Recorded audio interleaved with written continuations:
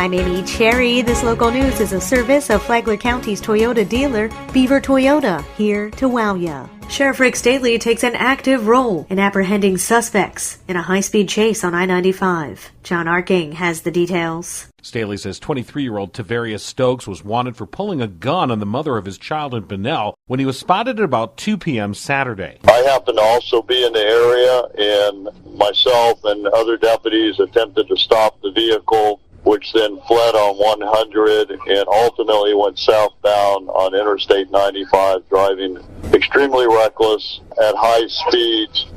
But this was a known fugitive and a known violent offender, and we had to apprehend him, so I authorized the pursuit. Staley was in the chase with several of his deputies, in which Stokes struck one deputy's vehicle before they were able to force his car to a stop and take him into custody. As Stokes was wanted on a warrant out of Volusia County, he was booked into the Volusia County Jail, but will be returned to Flagler County to face charges here as well. From the WNZF Newsroom, I'm John Arking. This portion of WNZF Local News, a service of the Daytona Beach International Airport. Fly to the Big Apple in a New York minute on JetBlue from the Daytona Beach International Airport.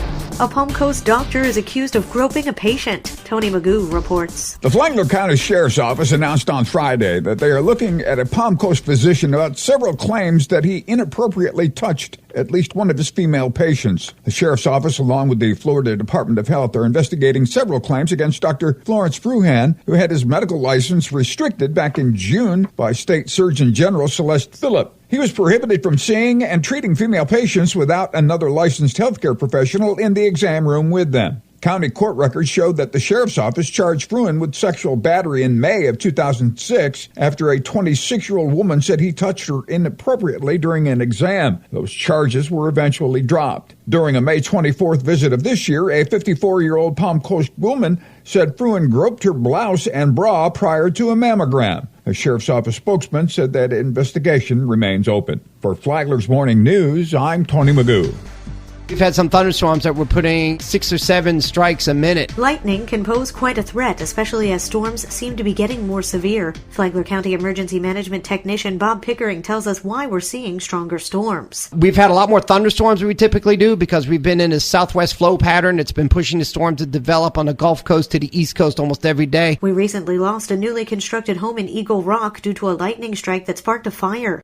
During his time as Flagler County Fire Chief, Don Petito tells WNZF's Free for All Friday that he's seen many homes be struck by lightning. Not all of them turned out like the one the other day because obviously that one was vacant, so there was nobody there to call us and tell us that our house was hit by lightning. A good example of that is probably a month ago we had a house out in a hammock that was hit by lightning. People were home, so they called us right away. We were able to get there, stop the fire in the wall where it was, and save the whole house. That's usually the way it happens. All this week on WNZF, we'll share advice on how you can keep your home and yourself safe during storms. Pickering says the National Weather Service recommends a lightning rod system for your home, but he cautions. You need to make sure you have a licensed professional. It needs to be a comprehensive approach because it's not just lightning rods, it's surge suppressors and everything else. The reason a lot of people don't do that is because, houses do get hit. The chances of your individual house getting struck is really, really, really slim, and people balance out the cost of investing in a lightning protection system versus the risk of getting hit. He says if your home is the tallest structure in the neighborhood, you should consider the lightning protection system.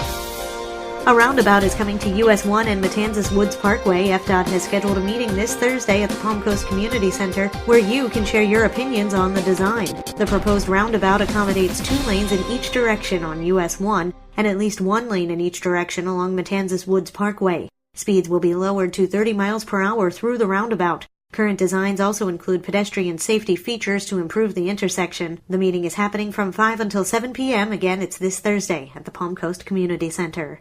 And now you're up to date on Flagler's Morning News. I'm Amy Cherry.